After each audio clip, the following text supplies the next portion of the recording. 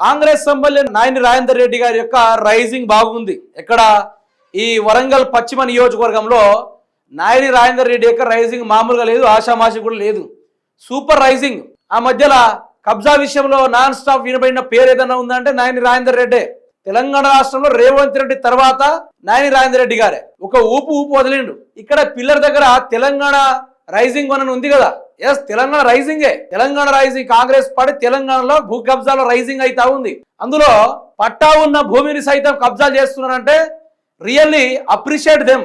వరంగల్ కాంగ్రెస్ ఎమ్మెల్యేలకు అప్రిషియేట్ చేయాలి కంప్లీట్ గా.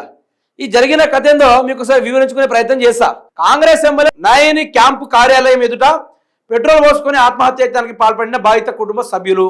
Warangal west MLA Nayani Rajender Reddy camp కార్యాలయం వద్ద ఉద్రిక్త. కాంగ్రెస్ పార్టీ నాయకుడు బొంత సారంగపాణి వల్ల తమకు ప్రాణహాని ఉందని, తమ భూమిని కబ్జా చేయడానికి ప్రయత్నిస్తున్నారని ఆరోపిస్తూ పెట్రోల్ బాటిల్తో ఆందోళనకు దిగిన ఓ కుటుంబం. పలుమార్లు అధికారులకు చెప్పినా తమకు న్యాయం జరగలేదని ఆవేదన వ్యక్తం చేస్తూ పెట్రోల్ పోసుకొని ఆత్మహత్యయత్నానికి పాల్పడిన బాధిత కుటుంబం. వెంటనే అప్రమత్తమైన వారిని అడ్డుకున్న పోలీసులు మరియు స్థానికులు. తమ ఫిర్యాదుపై అధికారులు స్పందించి విచారణ జరిపి తమకు న్యాయం చేయాలని డిమాండ్ చేసిన బాధితులు. అయితే ఏం జరిగింది, ఇప్పుడు ఆ వ్యక్తి ఈ యొక్క సారంగపాణి అనే వ్యక్తి ఒక మహిళను రోడ్డు మీద కొడతా ఉన్నాడు. ఎట్లా అంటే ఒక మహిళపై దారుణంగా దాడి చేసి కొట్టిన కాంగ్రెస్ ఎమ్మెల్యే నాయని రాజేందర్ రెడ్డి అనుచరుడు. నాయని రాజేందర్ రెడ్డి అనుచరులు అయితే చెలరేగిపోతా ఉన్నారు వరంగల్లా. మహిళల్ని కొట్టుడు, మహిళల్ని కొట్టిపించేటారు, అటువంటి విషయాల్లో బాగా ఆరితేరుతా ఉన్నారు.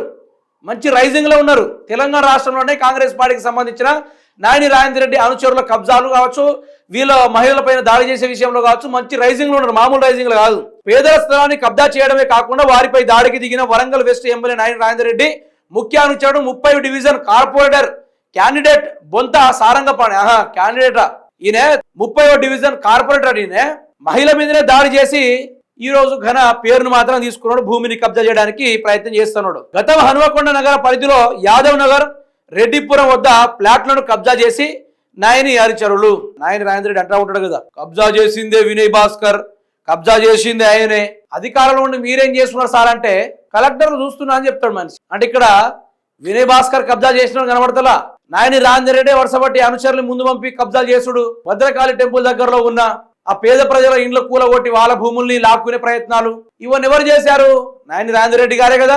ఇప్పుడు వాళ్ళ అనుచరుడు చేసిన వీరంగానికి ఈ మహిళ పెట్రోల్ పోసుకొని చనిపోతా అని చెప్పేసి సీదా క్యాంప్ ఆఫీస్కి వస్తే పట్టించుకునే నాదు లేడు, పోలీసులు పెట్టి దూరం గెంటిచ్చిన పరిస్థితి. ఇట్లుంది నాయని రాజేందర్ రెడ్డి పరిస్థితి.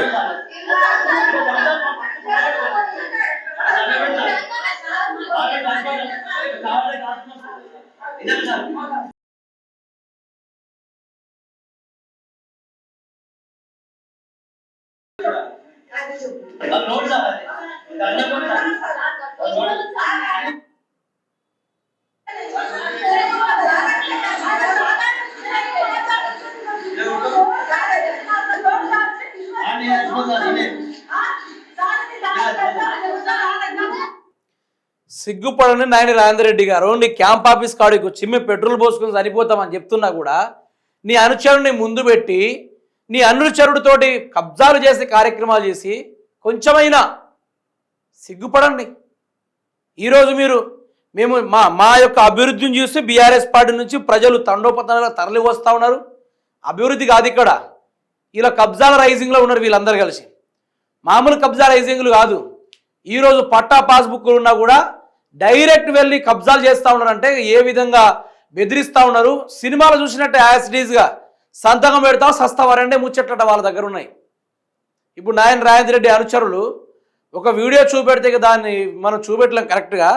మహిళని చూడకుండా మీకు వినిపించే కార్యక్రమాలు చేస్తాయి. ఎట్లా అంటే ఇక మనం దారుణంగా ఒక రౌడీ ఎట్లా ఉంటాడో కార్పొరేటర్, మళ్ళీ 30 డివిజన్ కార్పొరేటర్ అట సారంగపాణి అనే వ్యక్తి ఈరోజు గూండా లెక్క మహిళ మీద కర్రతోటి దాడి చేసిండు. చేయవచ్చా ఇట్లా? నాయని రాజేందర్ రెడ్డి ఏం చేస్తా ఉన్నాడు? వరంగల్లో ఉన్న సిపి వాళ్ళ కళ్ళకు అవపడతలేదు ఈ విషయము. ఈరోజు రాష్ట్ర డీజీపీ సివి ఆనంద్ గారు ఎటుపోయారు? ఇవేం కలవడం లేదా? అంటే మనుషుల్లే అధికారం ఉంటే సంపేచ్చేమని చేసి వచ్చా?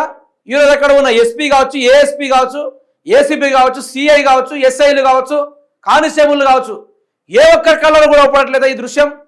మొన్నటికి మొన్న అదేవిధంగా మహిళల్ని తల మీద కొడితే తల పగిలిపోతే ఇప్పటిదాకా దాని మీద కంప్లైంట్ తొక్కలేదు, ఏం లేదు. ఇంకోసారి ఈ మాట వినుండి.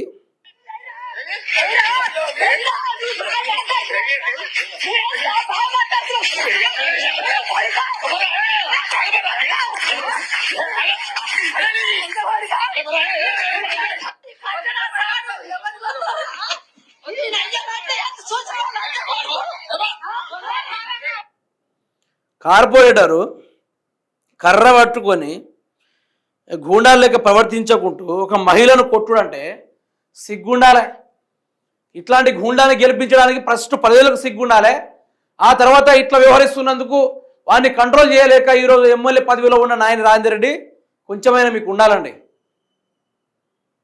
ఆఫ్టర్ ఆల్ ఒక 30 డివిజన్కి సంబంధించిన కార్పొరేటరు ఈరోజు మహిళను కొడతా ఉంటే సి టీం రెస్పాండ్ కాదు, మహిళా మండలి రెస్పాండ్ కాదు.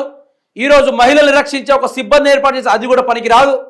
కొడతా ఉండే డైరెక్ట్గా అధికారంలో ఉంటే విత్ ఆధారాలు ఉన్నా కూడా వాడిని ఏం చేయలేకపోతున్నారు. అదే ఒక సోషల్ మీడియా ఇప్పుడు నాయని రాజేందర్ రెడ్డి గురించి మాట్లాడింది పట్టుకోర్రా అంటే ఒక సిస్టమ్ దిగుతుంది. సిస్టమ్ సైబర్ క్రైమ్ డిపార్ట్మెంట్ నుంచి దిగితే కింది స్థాయి వరకు మొత్తం దిగి ఎక్కడ పోతున్నాడు, ఏం చేస్తున్నాడు అని పోతే నిఘాలు పెట్టి అరెస్ట్ చేసి ఏదో అల్ఖైదా బ్యాచ్ అన్నట్టు ఏదో తీవ్రవాది దొరికినట్టుగా అతన్ని గుంజుకెళ్ళి మరి స్టేషన్లో ఇడిచికెళ్తా ఉంటారు. ఇది రేవంత్ రెడ్డి ప్రభుత్వం చేయాల్సింది ఏదైనా? రైజింగ్ లో ఉన్నారు మీరు. ఏ రైజింగ్ లో ఉన్నారు? కబ్జాలు చేసే దాంట్లో రైజింగ్ లో ఉన్నారు. మహిళల్ని కూడా వీళ్ళు గౌరవించేటోళ్ళేమో, వీళ్ళు మహిళల్ని పుట్టన పెట్టుకునే బ్యాచ్ ఇది. రేవంత్ రెడ్డి ఏమో పేద ప్రజల యొక్క భూములు లాక్కొని అక్కడ లంబాడి ఆడబిడ్డల్ని ఆ రోజు అక్కడ హింసించిండు. ఈ రోజు ఆయనను చూసుకొని కింద ఉన్న ఎమ్మెల్యేలు కూడా ఆడబిడ్డలు టార్గెట్ చేసుకుంటూ ఆడలను కొట్టుకుంటూ ఈ రోజు భూములు కబ్జాలు చేసే ప్రయత్నాలు చేస్తూ ఉన్నారు. నాయని రాజేందర్ రెడ్డి అనుకుంటుడు కావచ్చు, నేను మళ్ళీ వస్తే అనుకుంటున్నాను. నీ ఓటమి కూడా ఎట్లుంటదంటే నీ పక్కోడని చూసి నవ్వుతాడు. ఆ రోజు నీ పక్కోడని నీ వెన్నంటూ ఉండేటోడని నేను చూసి నవ్వుతాడు. ఆ స్థాయి దాకా దిగజారుతారు. మీరు వెళ్తూనే ఉండండి, కబ్జాలు చేసుకుంటూనే ఉండండి. ప్రజలు కూడా మంచి రోజు బుద్ధి చెప్తూనే ఉంటారు మీకు టైం చూసుకొని.